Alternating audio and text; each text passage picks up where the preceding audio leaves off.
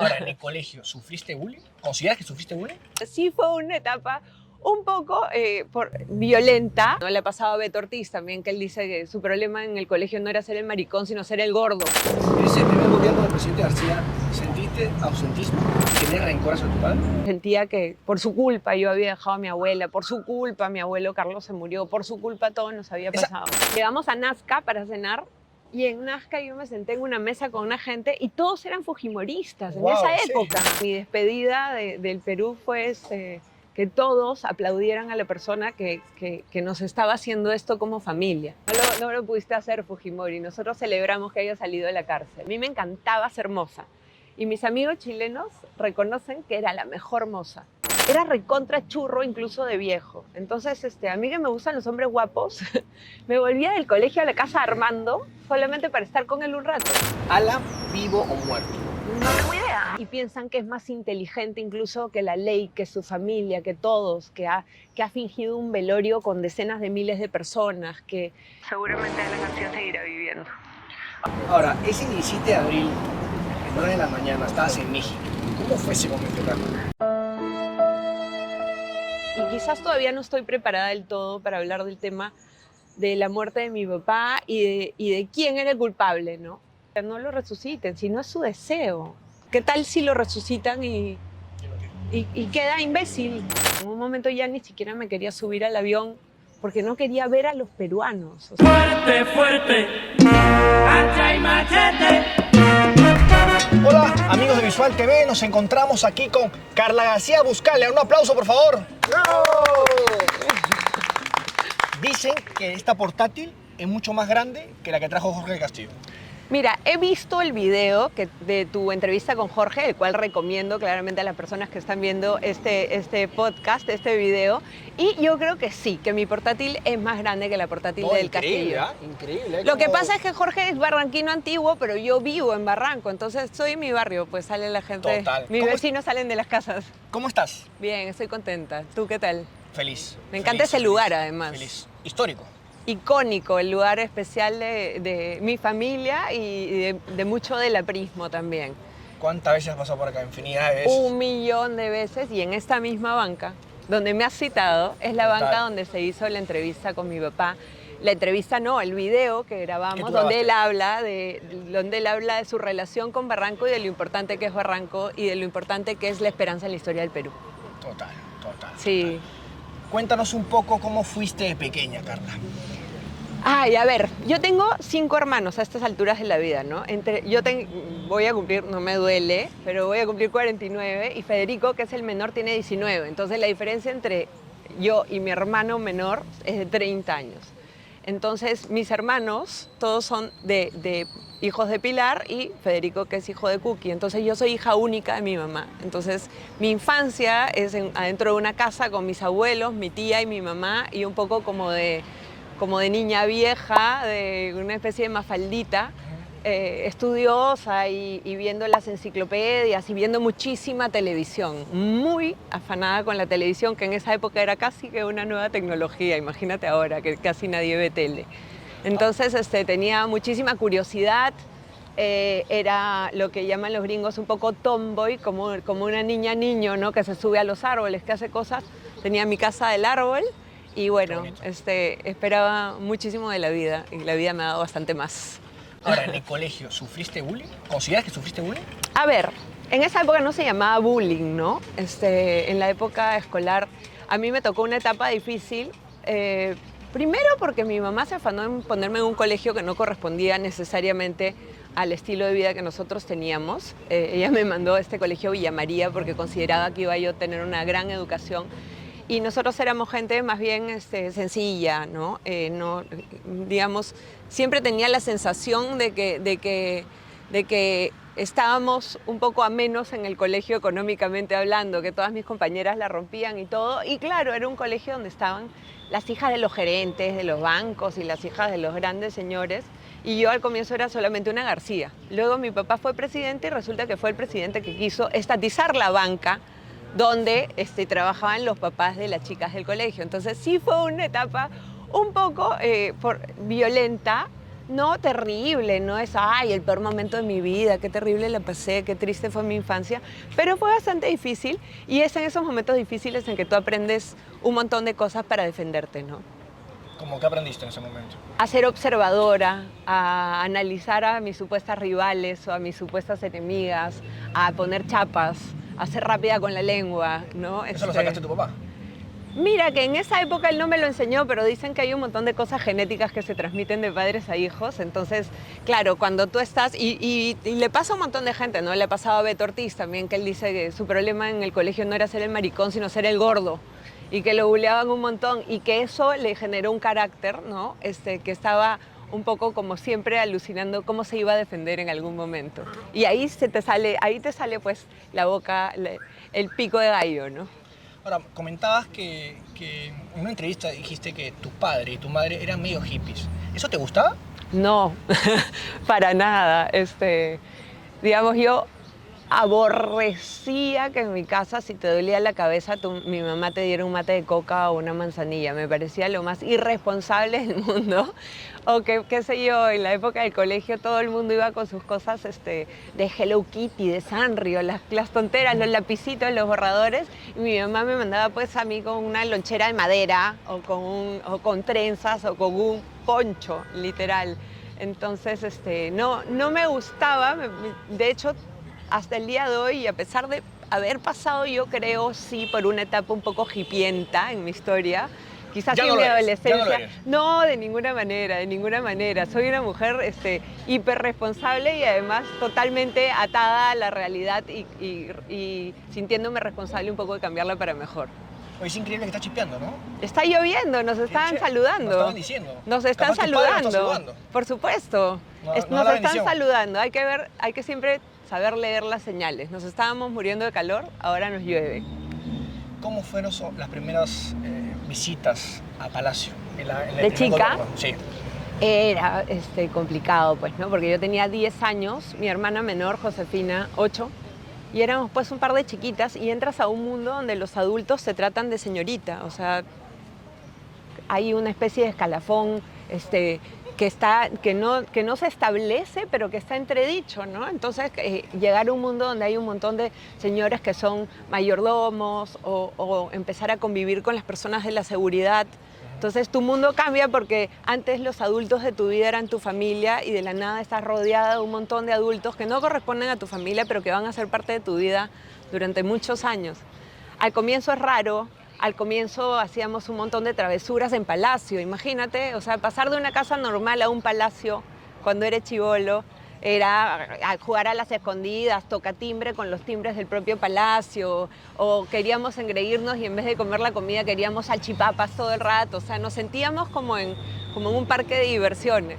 Después ya se vuelve un poco más aburrido y parametrado, ¿no? Porque hay un montón de cosas que no debes hacer y que está bien que no hagas.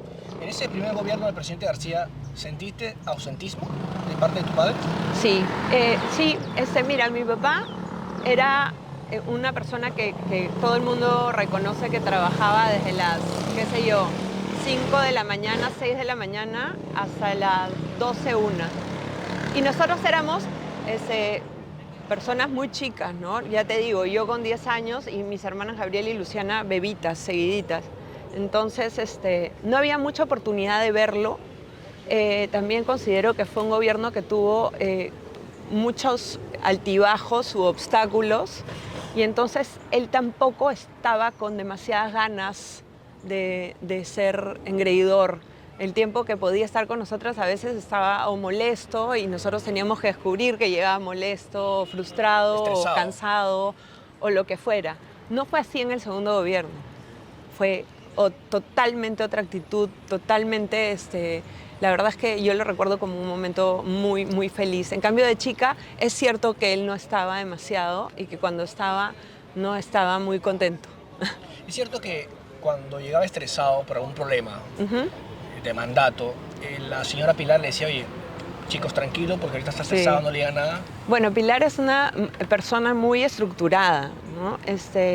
Muy ordenada, totalmente distinta a mi mamá. ¿Ya? Entonces Pilar es súper ordenada, sabe manejar muy bien ciertas cosas y ella, por ejemplo, sí sabía que en ese contexto 4 niñas saltando como locas era lo que menos le iba a servir a mi papá para relajar. Entonces sí, pues, o sea, no hubo demasiada oportunidad.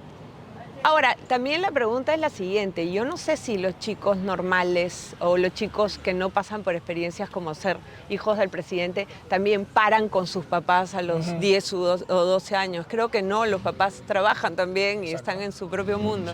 Lo que pasa es que da curiosidad saber cómo es la vida de esta especie de bichos que somos los García, ¿no? Ahora, ¿es cierto que a los 17 años tu madre te mandó a Chile con $200? Sí.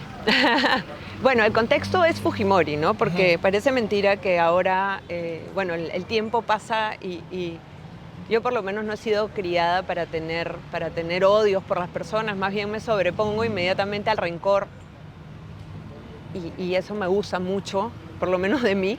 Entonces el contexto es Fujimori, ¿no? Golpe de Estado, van a la casa de mi papá con unos tanques a tratar de asesinarlo, que es lo que se sabe ahora. Él consigue escapar, además con la ayuda de Jorge del Castillo, Sí, que estaba en la casa. Pida la palabra. Sí. En Pida la palabra, en El mundo de Maquiavelo está mejor. Ese es un libro muy bueno porque es la única novela de Alan García donde él asume otros personajes. O sea, te lo cuenta como una novela. ¿Qué piensa el vecino? Sale un vecino barranquino, el compañero Izaguirre. ¿Qué piensan todos cuando están frente al hecho del golpe de Estado? Algunos dudan, algunos dicen, sí, Alan es un vivazo, me han contado que han hecho no sé qué. Y hay un vecino barranquino de toda la vida que dice, no lo creo, yo estoy acá por Alan y estoy seguro de que lo que dicen de Alan es la esperanza en el libro. No es Julio Shiroma, ¿no? No, pero Julio Shiroma sí también conoce al compañero Izaguirre. También pone el pecho, ¿ah? Recontrapone el pecho, mi compañero todo Julio. Cuello, ojo, oreja, todo bueno. Claro, conversaba con Jorge Castillo sobre el libro Pida la palabra y me dice, Luis, lo que dice ahí queda chico, ¿ah? Lo que pasó en el golpe fue muy duro y al comienzo, como sabes, soy hija de padres divorciados. Bueno, mi papá se fue, pudo salir del país, con él los hijos del matrimonio con Pilar, y mi mamá y yo decidimos quedarnos acá. Pero luego la persecución en la era Fujimori era complicada en términos de que, por ejemplo, ellos manejaban los periódicos. Y entonces si querían poner, qué sé yo, Luis Rosales quebró el banco, tal cosa, ponían el titular y la gente se quedaba con ese titular. Y ese titular nada más ya hacía que tu vida se acabara o que pudiera ser, ¿cómo se llama? El objeto de una investigación, que te vayas... la verdad es que metían a la gente presa y la enjuiciaban por cualquier cosa, casi como al día de hoy, ¿no? Claro. Y entonces, en un momento... Mi mamá, que era una persona común y corriente, una señora que trabajaba en una editorial, empezó a aparecer la Sunata en la casa, a pedir libros de cuentas, y entonces mi mamá decía, pero yo soy una persona natural, ¿qué libros de cuentas y tal? Y de ahí empezó a salir en unas portadas, y ahí me dijo, mira, ¿sabes qué? Parece que me equivoqué yo y la cosa se va a poner hardcore. Entonces, vete. Y yo, pero ¿a dónde si soy muy chica? ¿Qué pasa? A mí me agarra la mano para cruzar la pista, porque ahora me tengo que ir. Y me dio lo que tenía, porque en ese momento mi abuela materna estaba muy enferma de cáncer y tú sabes los gastos que generan esas enfermedades. Y me dijo, ya, te vas. Y me tomé un bus, me acuerdo, en donde ahora es el terminal de Tepsa en Javier Prado, de una compañía que se llamaba TAS Choapa. Jamás en mi vida volví a escuchar de la compañía. Me fui. En el camino, me acuerdo, cuando me despedí de mi familia, pensaba, esto no es mi culpa, esto no es mi culpa, esto no es mi culpa. ¿Y tenías más rencor hacia tu padre? ¿Ah? ¿Y tenías rencor hacia tu padre? Algunos años en Chile me peleé con él, estaba molesta con él, sentía que por su culpa yo había dejado a mi abuela, por su culpa mi abuelo Carlos se murió, por su culpa todo nos había pasado. ¿Esa molestia llegó a odio? No, porque yo tengo una mamá que siempre ha sido una mujer extraordinaria y que cuando yo me molestaba con la figura ausente de mi papá, acuérdate que yo me estoy peleando con un pata en una época en que no hay celulares, en que no hay WhatsApp, en que la llamada es al teléfono fijo. Entonces cuando él llamaba y yo no quería contestar, ella al toque me emparaba y me decía, no te equivoques, me decía, este señor es un hombre bueno, yo no tengo un pelo de cojuda. Respeta lo que yo pienso de él, me decía, tú tarde o temprano te vas a encontrar con él y se van a amar, me decía. Entonces, cada vez que yo quería rajar, ¿no? Quería echarme una puteada, perdón, con el perdón de Dios, ella siempre me decía, vas a ver que va a llegar el día y a veces hace tonteras, pero es un hombre bueno y te va a encantar. Y fue tal cual como ella dijo. Tal cual. Tal cual, de verdad. O sea, y digamos, ay, qué buena hija, que mi amor por Alan. No, eso es una chamba de mi mamá. O sea, mi mamá hizo el trabajo de que yo no hiciera agrandar mi molestia, que mi rebeldía no se enfrentara siempre a él ni nada. Y a ver, Carla, bajaste el bus con los $100, ¿cuánto te quedan ya? Horrible, no, $10 quedan. escúchame, el bus fue un infierno, porque en esa época llegar a Chile tomaba como 3 días. Entonces salimos de Lima, llegamos a Nazca para cenar, y en Nazca yo me senté en una mesa con una gente y todos eran fujimoristas en esa época. Todos eran fujimoristas. Entonces me sentaba y todos, qué bien el chino, que vive el chino, que no sé qué. Y yo pensando, furiosa. Entonces, permiso, me paraba a mi otra mesa para ver de qué hablaban. Y todos hablaban del chino. Y entonces, claro, ese viaje fue fuertazo porque mi despedida del Perú fue que todos aplaudieran a la persona que nos estaba haciendo esto como familia. Ahora, no quiero adelantar la entrevista, pero es lo caso y como reflexión, cómo uno va cambiando con el tiempo. Las sensaciones, no las sensaciones, sigo sintiendo que fue un golpe brutal, sigo sintiendo que todo el mundo estaba con él, todos los que ahora quisieran que vuelva a la cárcel y todo, sobre todo esos, todos estaban con él. Y aparte de eso, que fue un salvaje con mi partido y con mi papá. Pero entiendo que en su temor de que el APRA fuera la única oposición que iba a haber, tenía que acabar con el partido como fuera. Y casi lo consiguió. Y míranos ahora, al borde de cumplir 100 años. No lo pudiste hacer, Fujimori. Nosotros celebramos que haya salido de la cárcel. Ahora, allá trabajaste en una agencia de viajes, de mesera. De mesera, eso sí extraño un montón. Me encanta el trato con el cliente. Me parece que, ¿cómo decirlo? Como que exacerba tus encantos. No en términos de que es sexy ni nada, sino en términos de prestarle atención a las personas y hacerlos sentir bien en el lugar donde están, sin ser invasivo y tal. A mí me encantaba ser moza. Y mis amigos chilenos reconocen que era la mejor moza. Porque además hacían un concurso semanal de quién vendía más por mesa. O sea, sacaban un prorrateo de quién vendía más. La chola era la que vendía más. Y me ganaba una extra plata y una botella de tequila todas las semanas. ¿En serio? Sí, claro. Oye, y además acá competitiva, sí. Todas las semanas me afanaba en vender un montón. Y los clientes happy. Sin hablar de las propinazas. Me encantaba. Y trabajé brevemente en una agencia de viajes, pero fue un rocón porque era el área receptiva de una agencia de viajes, que significa los que reciben gente en el país. Y el país era Chile. Y era la época en que no había internet. Windows creo que se acababa de inventar hacía poquito, entonces no había internet, entonces llamaba a la gente X agencia de viaje, entonces, aló Carla, hola, tengo 2 pasajeros que quieren ir a la laguna, no sé qué, y yo, ¿y dónde carajos queda esa laguna? O sea, claro, era malísimo porque no tenía idea de dónde estaba vendiendo paquetes.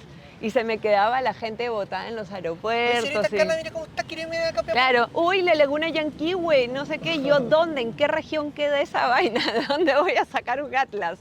Entonces fue breve porque por incompatibilidad de caracteres, la gerenta de la agencia, que era además la persona donde yo vivía en Chile, me dijo que lo dejábamos ahí nomás. Y yo muy contenta, la verdad.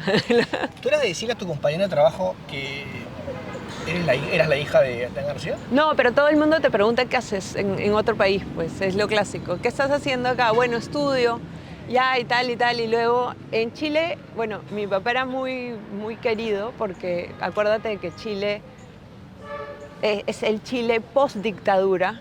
O sea, Pinochet sale en el 89, yo llego en breve a Chile, está el primer presidente que fue Lagos, no, Patricio Aylwin, estoy hablando de Roca, Patricio Aylwin, pero un poco como que esta derecha recalcitrante que tenía esta historia de detenidos desaparecidos, la historia del Estadio Nacional y demás, la brutalidad de esta derecha extrema había generado que la izquierda vuelva inmediatamente, o sea, la reacción obvia del chileno fue tornarse hacia la izquierda y yo era la hija de un presidente de izquierda.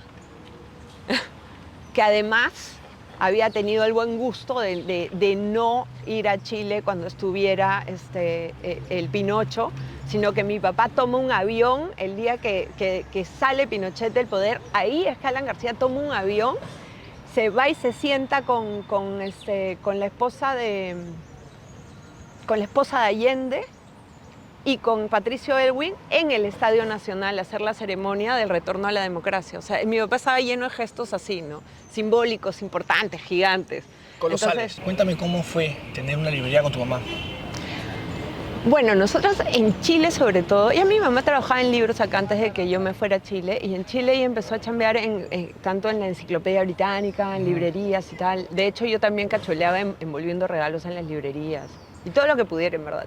Y cuando volvimos a Lima estuvo trabajando en una librería ajena en Antioquia, y su sueño era tener una librería. Entonces yo ya estaba trabajando en el mundo académico y ahorrando un poquito. Y le dije, pongamos una librería. Y pusimos una librería en Miraflores, en la calle Bolívar, pequeñita. Pero la anécdota raraza de esta librería es que, bueno, era pequeñita, como te digo, la pusimos bien bonita. Y en la noche íbamos, nos tomábamos una copita de vino, siempre teníamos flores. Más era lo que gastábamos en flores que lo que vendíamos libros. Y un día vino Armando Villanueva a visitarnos, porque Armando era como un abuelo para mí. Yo no sé qué tenía él. Yo creo que, en verdad, era recontra churro incluso de viejo. Entonces, a mí que me gustan los hombres guapos, me volvía del colegio a la casa de Armando solamente para estar con él un rato. Y él ya era un señor grandote, casi anciano. Y a mí me encantaba parar con Armando, me parecía guapazo, varonil, me encantaba la historia de él.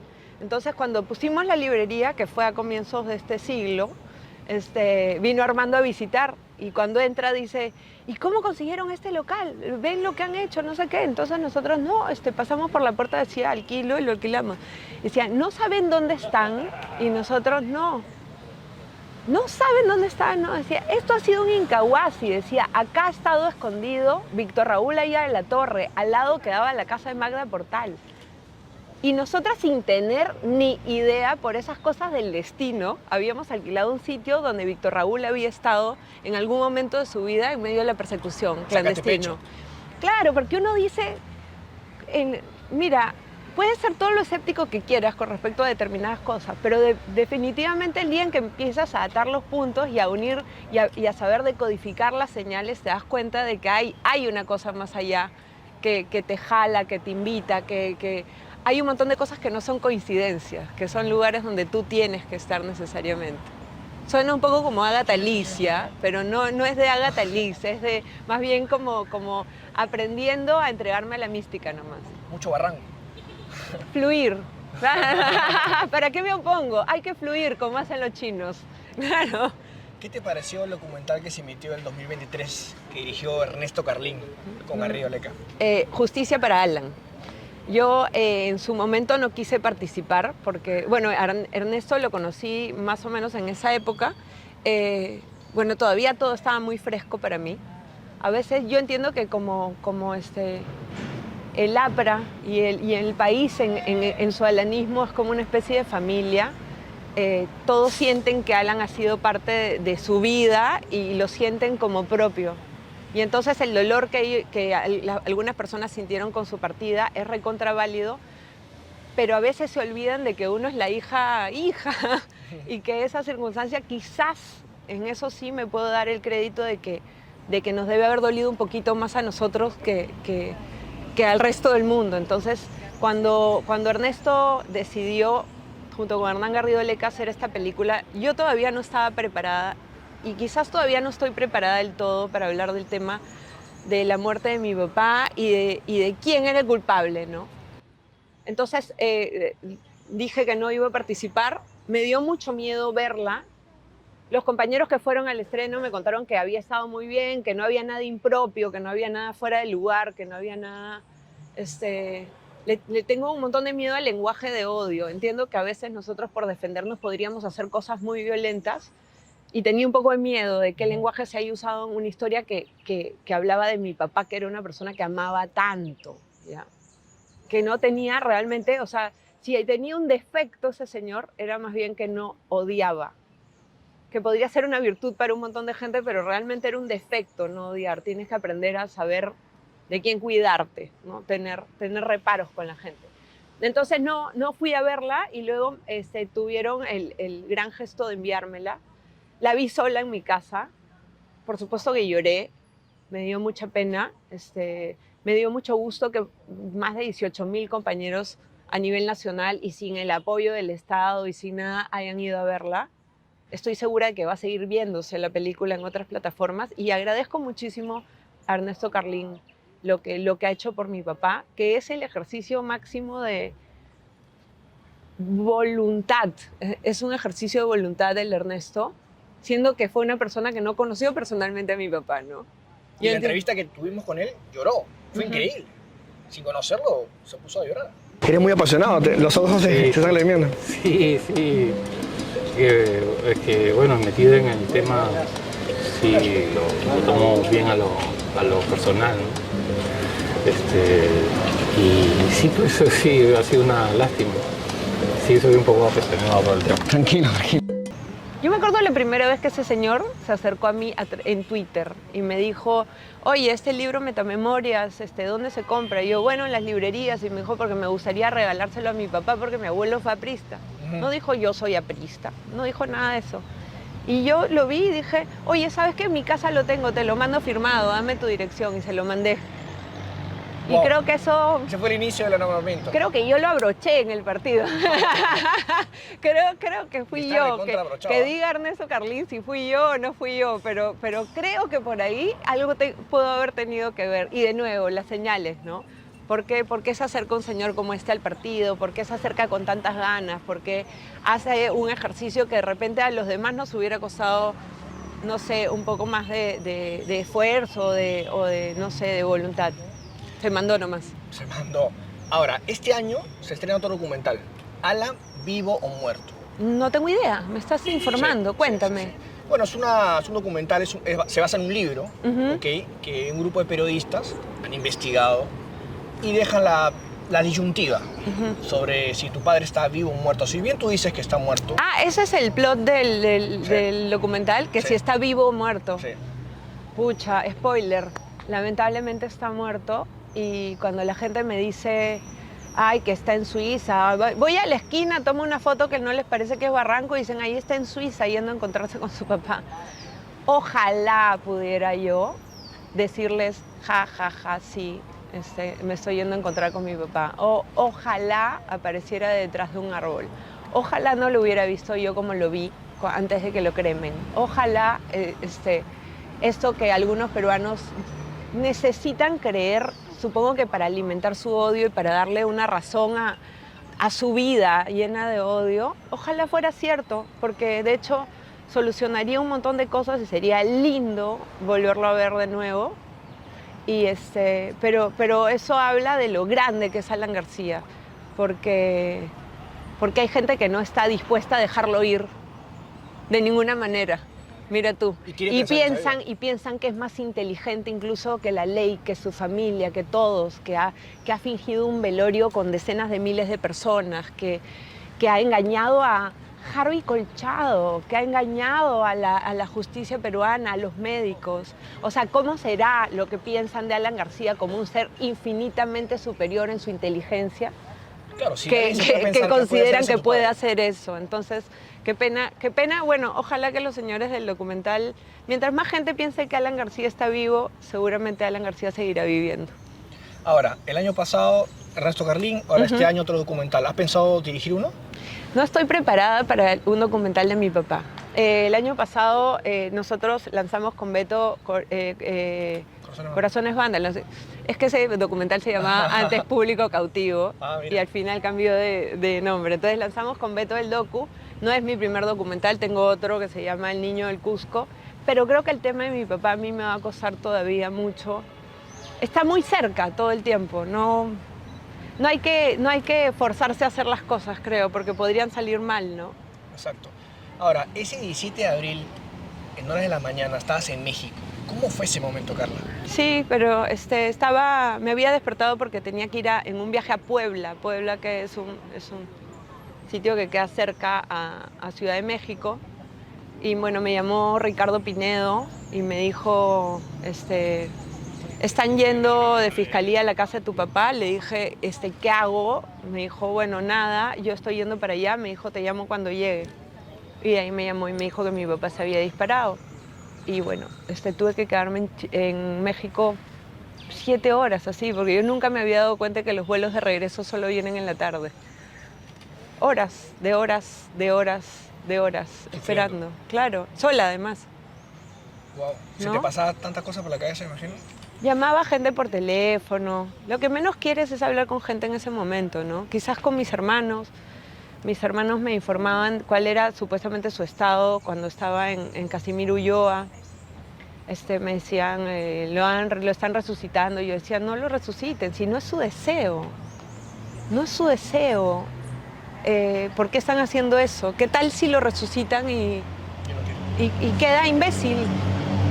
¿Qué tal si pasa eso? ¿Cómo están haciendo eso? Pero tú sabes que hay gente que tiene esta necesidad no sé, de prolongar la vida de las personas, así sea minutos. No sé, por ahí me llamaban y me decían, para que llegues a despedirte. Y yo ya no quiero que se quede para despedirse de mí, dejen ir. O sea, no soy una persona demasiado mística y que tampoco piense mucho en la vida y la muerte, ni que habrá más allá de eso. Pero tener una persona en un limbo para mí no era una posibilidad. Y bueno, esperando y luego, como te digo, las llamadas y el aeropuerto y sentir esta cosa porque ya al mismo tiempo que, Ricky, ¿cómo estás? Chévere. Sentir esta cosa de estar, hola.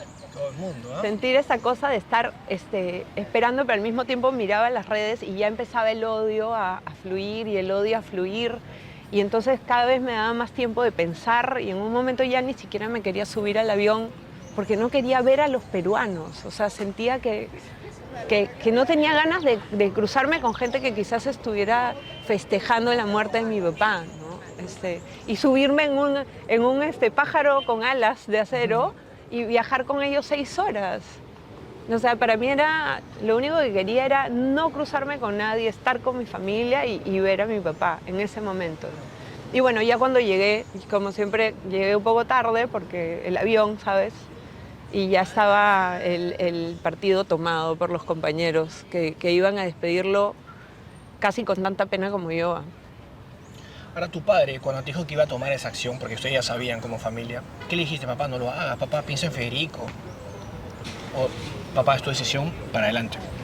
No, mira, lo mencionó varias veces y la verdad es que uno trata de no hacer demasiado caso a esas cosas, pero sí en algún momento yo le pregunté si pretendía que me pusiera feliz cuando me decía eso, ¿no? O sea, ya me lo dijiste 30 veces, lo metí en mi sistema. Tengo que reír, tengo que ponerme feliz, ¿qué se supone que haga? O sea, yo creo que el más grande amor es aceptar las decisiones de los demás y aprender también a dejar ir, ¿no? Carla, si en vez de estar en México hubieras estado en Lima... Ni sé qué hubiera pasado. Este es un escenario que ni siquiera he tratado de postular porque yo estaba mucho con mi papá. Y además, como saben, vivo acá, que queda 3 minutos de su casa y posiblemente yo hubiera llegado antes que la fiscalía, en cuyo caso no creo que hubiera cambiado el destino de su vida, sino quizás hubiera tenido, digamos, muchísimos más traumas en mi propia vida. ¡Wow! Sí, pues. Increíble. ¿Eres la hija que estaba más pegada a tu papá? Sí, al final sí. Porque mis hermanos, bueno, algunos se casaron, tuvieron sus hijos, algunos viven en el extranjero. Luciana y Gabriela viven en el extranjero y trabajan en el extranjero.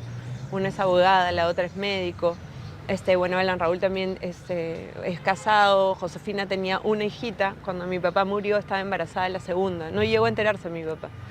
Y entonces, claro, yo soy la hija soltera. Mi papá bromeaba muchísimo con eso, porque como era una ladilla, hacía un montón a pesar de que le encantara que yo saliera, que estuviera en la bohemia, que me gustaran las peñas, que no sé qué, siempre estaba fregando. Pues, ¿cuándo tienes tu hijito? Ay, mi hija, decía, como pan que no se vende. Y al día siguiente decía, pero tú eres un poco movida y no sé qué. Dice, nos reíamos mucho, nos llevábamos muy bien, realmente. Nos gustaba tomarnos nuestro trago, venir acá a Barranco al Juanito a tomarnos nuestra chela, a comer nuestro sándwich, ¿no? Y cuando te hacía esa pregunta, Tú te reías. ¿De qué? ¿El cuál? ¿Del hijito? Sí. No, el hijito al comienzo era esta cosa antigua de tienes que tener tu hijito para que te acompañe y cuando sea vieja no estés sola. Le decía, oye, al final de la vida tus hijitos no te acompañan. Mentira, yo sí lo acompañaba. Y después, en algún momento él hizo clic y me dijo, has tenido razón con todas las decisiones que has tomado, me dijo. O sea, a él le sorprendía mucho lo libre que yo era, siempre. O sea, incluso peleándome con él, ¿no? Decía, el asunto contigo es que en esencia eres absolutamente libre. Entonces, cada vez que te quieres poner un parámetro, cada vez que entras en el patrón, cada vez que no sé qué, todo sale mal. Entonces decía, siempre sé exactamente tú, con tu carajeada, o sea, habla como tú hablas, muévete como tú te mueves, peínate como tú te peinas. Al comienzo los tatuajes eran un drama.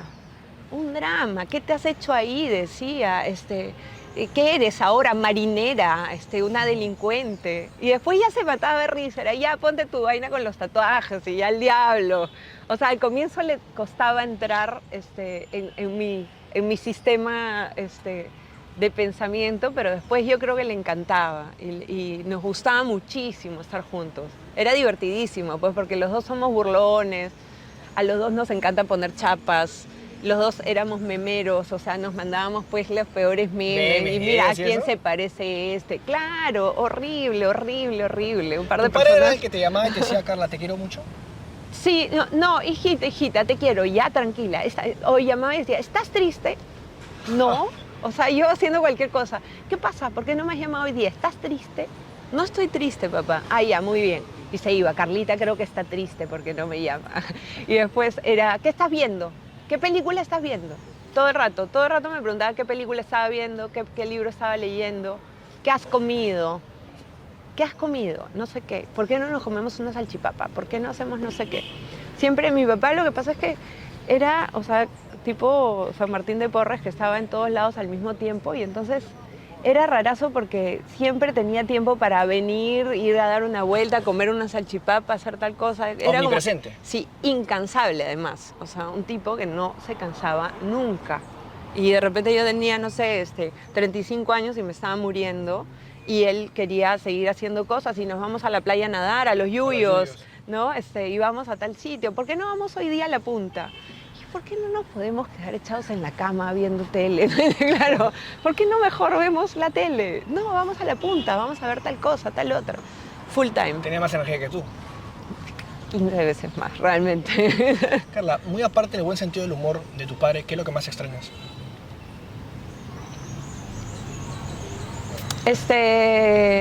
Lo encimoso que era con sus hijos, ¿no? Esta cosa chiclosa pesada de estar preguntando todo el tiempo qué estás haciendo y tal. O burlándose, las burlas, la joda, ¿no? Las ganas de fregar. Eso extraño un montón. Las bromas, o sea, porque lo primero que has dicho es aparte del sentido del humor. Es evidente que lo que más extraño es el sentido del humor, porque era un sentido del humor malvado e inteligente. Entonces eso extraño mucho. ¿Amaba mucho Barranco? Mucho, ridículamente.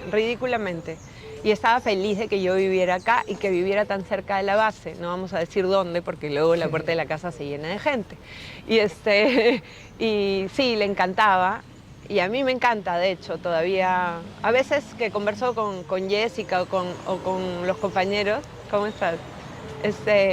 Pienso, nosotros estamos a punto de cumplir 150 años como distrito y yo soy cuarta generación. O sea, acá vivía mi bisabuela Albertina, ha vivido mi abuelo Carlos, ha vivido mi papá y ahora estoy yo. Espero no ser la última García de la línea en este distrito. En Barranco, Sí. en el bello Bañario del Sur. Por supuesto, hermoso. Todas las historias, o sea, mira, histórico pues, a todo nivel. Tenemos cosas muy bonitas que ver, históricas. Tenemos una geografía maravillosa. Acá a 2 cuadras está la mejor vista al mar que hay. Tenemos 2 playas hermosas. Hay que conservarlas hermosas, por favor.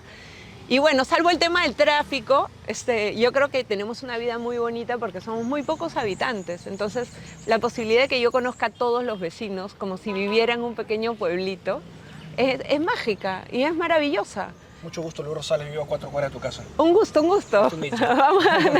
Un gusto, pero conoces pues a Mari, a Jovita, las del kiosco, conocías la bodega de Víctor y Teresita, conoces la bodega de Toño, conoces todo. Teresita de Todos Toño, nos que en paz conocemos a descanse. todos. Exacto. Todos nos conocemos a todos. Cuando se muere un vecino, nos enteramos. Eso no pasa en otros distritos de Lima. No hay forma de que suceda. Estamos en el Un mejor aplauso por distrito. Barranco. ¡Bravo! Próximo a cumplir 150 años. ¡Viva Barranco! Viva Barranco. Muchísimos años más. Necesitamos más peñas en Barranco, ¿no? Necesitamos más peñas. Muy aparte, Menos juerga, más peña. Sí. dejando de lado las obras de tu padre, ¿qué otro legado nos deja? Nos deja la historia. Quizás él sea el último en su dinastía de políticos intelectuales que pensaban en el Perú y que podían construir un Perú mejor dentro de sus cabezas.